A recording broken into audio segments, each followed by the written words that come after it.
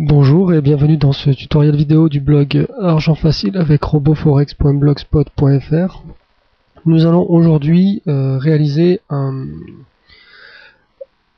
fichier include de fonctions qui vont nous aider pour faire des indicateurs. Donc elles vont réunir du code qui sera réutilisable dans chaque indicateur et ça nous évitera plein de lignes de code en un seul appel de fonction. Donc nous allons réaliser un nouveau fichier include. On clique sur le bouton du Meta Editor. On crée un nouveau fichier ici. On clique sur nouveau. Je vous laisse faire de même. Une fois que l'assistant de création de nouveau fichier est ouvert, on clique sur Include, suivant. On ajoute le nom qui est outil indicateur, voilà, au pluriel, avec le I majuscule et le O majuscule. Je vous laisse faire pareil.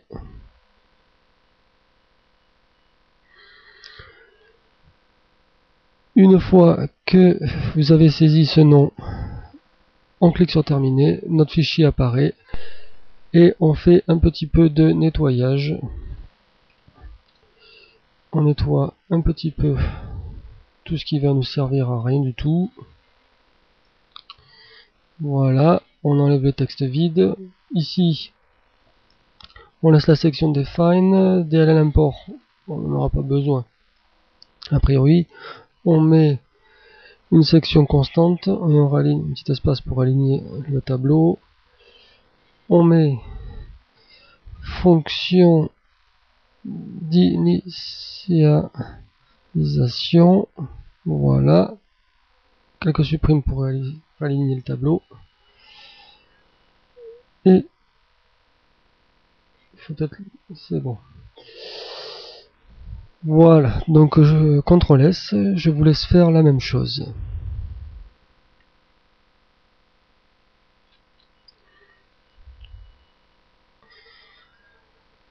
Ensuite, nous allons inscrire deux fonctions, tout simplement, deux petites entrées, deux fonctions d'initialisation. La première qui ne retourne rien, comme la seconde d'ailleurs,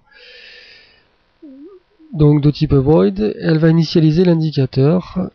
Init indicateur, voilà. Elle reçoit le nom de l'indicateur, le nom court.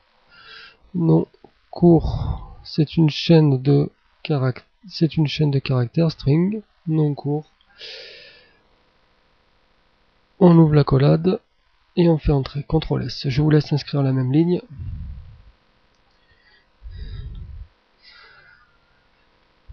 Tabulation, et cette fonction fait deux choses. Elle récupère le nombre de décimales de la paire courante, c'est-à-dire la paire sur laquelle on a lancé l'indicateur. Il peut y avoir un nombre de décimales variable, 4 ou 5. La tendance est vers les 5 décimales. On récupère ce nombre de décimales et on le fournit à la fonction indicator digit qui va fixer ce nombre de décimales pour l'indicateur en cours. Et également on fixe le nom court qu'on a reçu en paramètre. Donc on récupère string, on récupère la paire courante. Voilà. On la récupère grâce à symbole, la fonction symbole qui nous fournit le nom de la paire courante. CTRL S, inscrivez la même ligne. Ensuite, on récupère, en ayant la paire courante, le nombre de décimales de la paire. Donc ça, nombre décimal égale, donc c'est un nombre entier. On le récupère grâce à la fonction marketInfo. On lui fournit la paire courante et on lui fournit également le type d'information qu'on veut avoir Mode digit, il est là, vous le voyez. Voilà. On fournit la constante mode digit pour spécifier qu'on veut le nombre de décimales de la paire. C'est l'information qu'on demande sur le marché. Voilà, vous inscrivez cette ligne. Ensuite, maintenant que nous avons le nombre de décimales, on le fournit à MetaTrader pour qu'il le fixe sur cet indicateur. Donc, indicator digits, voilà. Cette fonction va fixer ça. On passe le nombre de décimales. On ferme la parenthèse, point virgule, entrée, 3 petits retours arrière, fermer la collade pour fermer la fonction. 2 petites entrées, et on va inscrire la fonction. Non, je reviens, on n'a pas fini. Entrée. Je vous laisse inscrire CTRL S, je vous laisse inscrire ça. Il faut également fournir indicator short name, voilà, on l'a ici, et on fournit le nom court pour identifier l'indicateur. Point virgule, fermez la parenthèse, point virgule, entrée, vous mettez 3 petits retours arrière et fermez la collade du corps de la fonction. Voilà, 2 petites entrées, CTRL S, mettez sur pause, vous inscrivez cette ligne et vous revenez quand c'est fait.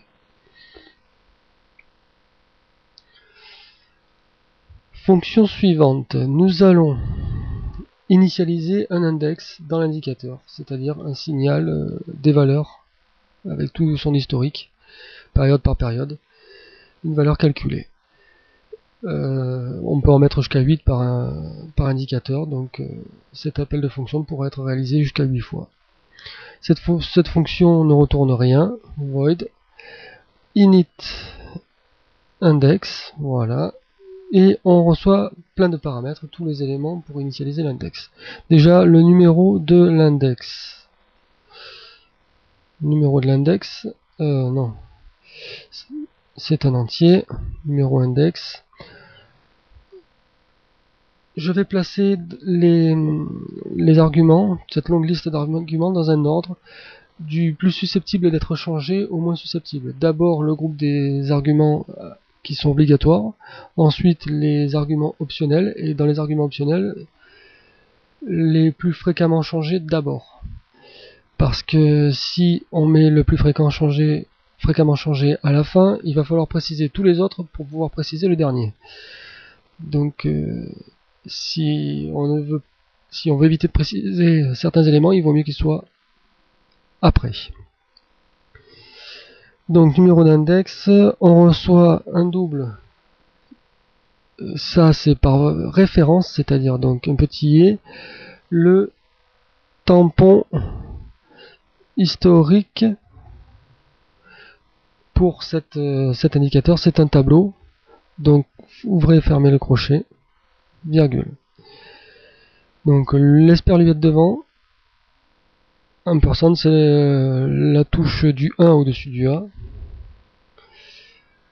Et vous mettez les crochets pour préciser qu'il s'agit d'un tableau. Le 1% pour préciser qu'on le passe par référence, on ne passe pas une copie. Le int décalage période, voilà, donc on passe obligatoirement un décalage de période, paramètre qu'on peut modifier à chaque indicateur pour décaler le signal par rapport au décaler la période du signal, les périodes du signal par rapport aux périodes des cotations, pour provoquer un retard ou une avance. Ça dépend selon les préférences du trader. Donc ça c'est obligatoire. Après on reçoit un nombre entier qui est le début du traçage. Voilà. Le début de traçage en général, on le met à 0, sauf Si on veut que MetaTrader ne trace pas les premières périodes, si on veut qu'il ne trace pas les 10 premières périodes parce que nous n'avons pas assez de valeurs antérieures pour pouvoir les calculer correctement les 10 premières périodes, par exemple, on met début de traçage à 10. Donc, début de traçage, string, le nom, l'intitulé pour cet index, intitulé, voilà, chaîne vide par défaut, la couleur du traçage, on précise color none, voilà, on va préciser, voilà, color none. Alors ça c'est nouveau avec la dernière mise à jour de MetaTrader et du langage MQL4. Les constantes de couleur sont changées, elles ont tout un préfixe CLR devant pour couleur. C'est ennuyeux parce que la mise à jour a été automatique et tous les codes utilisant les anciennes codes de couleur ne sont plus valides. Donc il faut remodifier tous ces codes.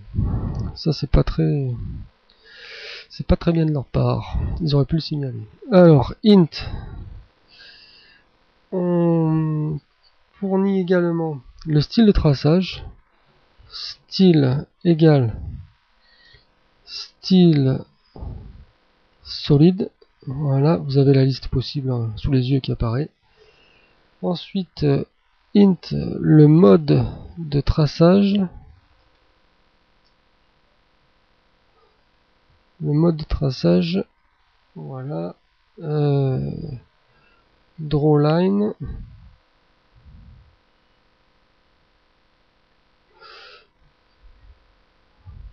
Voilà. Ensuite, int, l'épaisseur du trait. Pour l'instant, on met la valeur vide pour signifier qu'on ne change pas l'épaisseur du trait. Au passage, la couleur CLR none, c'est pas de couleur, on ne change pas la couleur du trait, on prend celle qui est par défaut. L'épaisseur empty, on ne change pas la couleur de l'épaisseur. Et la dernière chose, double, la valeur vide à utiliser dans le tableau d'historique pour préciser qu'il n'y a pas de valeur calculée, et comme ça MetaTrader ne trace pas les périodes qui contiennent une valeur vide. Voilà, si on a besoin de changer la valeur vide, on enlève un petit value. Un petit value, c'est une constante typique pour les cotations, pour dire qu'il n'y a pas de cotation ou de valeur calculée dans l'historique. Voilà, espace, on ouvre la collade, entrée. Donc, je vous laisse inscrire la même ligne. Alors, première partie, voilà, il y a un sacré paquet. Je vais essayer d'aller à la ligne pour voilà, pour que vous puissiez le voir en entier. Voilà. Vous pouvez inscrire la même ligne, elle est assez longue.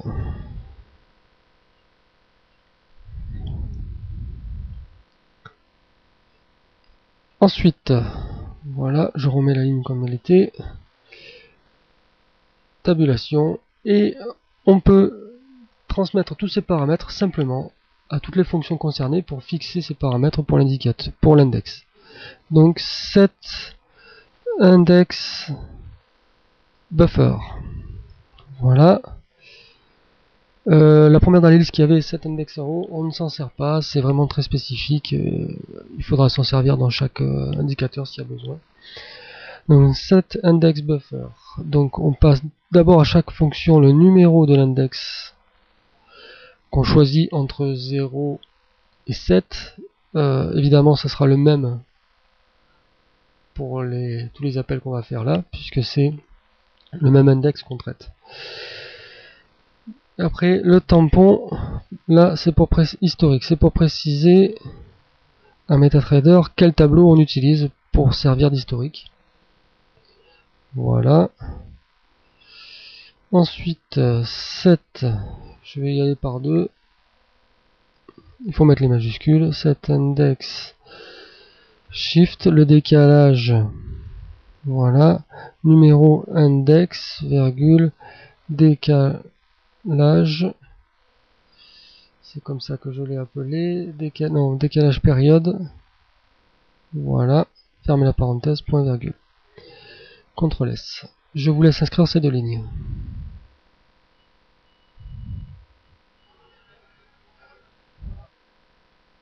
Ensuite, cet index drawBegin, là où on commence à dessiner, à tracer le signal, pour éviter de tracer des valeurs, des mauvaises valeurs par manque de valeurs antérieures. Donc numéro index, ça concerne en général tous les calculs récursifs qui réutilisent les valeurs calculées d'avant pour calculer la nouvelle. Et quand il n'y en a pas assez avant, donc les premières valeurs calculées sont pas bonnes. Donc pour ne pas les prendre en compte, on ne les trace pas. drawBegin index, donc début traçage. Voilà, fermez la parenthèse, point virgule. Ok, ensuite, cet index et la label, on fixe l'intitulé, donc numéro index, virgule, intitulé, fermez la parenthèse, point virgule, entrée, CTRL S.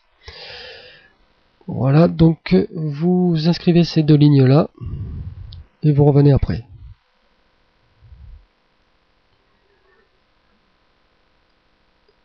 Et pour terminer, cet index style, on fournit le style, donc numéro index, là on fournit plein d'éléments pour le style, donc le mode de traçage qu'on a précisé, sage, virgule, on doit préciser également le style, voilà, l'infobulle nous aide bien, c'était le style, on appelait ça le style, l'argument style.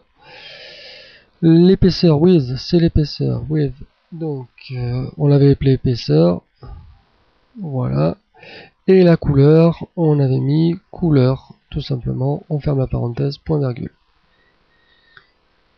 Ok, et maintenant, dernière fonction, set index, non pas euro, set index empty value, voilà, numéro index, virgule, valeur vide, c'est comme ça qu'on l'avait appelé, ici, valeur vide à la fin, voilà. Fermez la parenthèse, point virgule, entrée, 3 petits retours arrière, et on ferme par une accolade le corps de la fonction. Voilà, donc CTRL S, je vous laisse constater le code, vous devez avoir la même chose, et on va s'arrêter là. Dans la prochaine vidéo, nous créerons un petit code pour tester les possibilités, voir que tout fonctionne bien. Comme ça, on pourra avoir confiance en nos fonctions, et par la suite se concentrer uniquement et se consacrer uniquement au codage d'indicateurs, ce qui sera bien plus intéressant, plutôt que de débugger des éléments déjà faits. Bon, et bien, bonne journée et merci d'avoir suivi. À bientôt.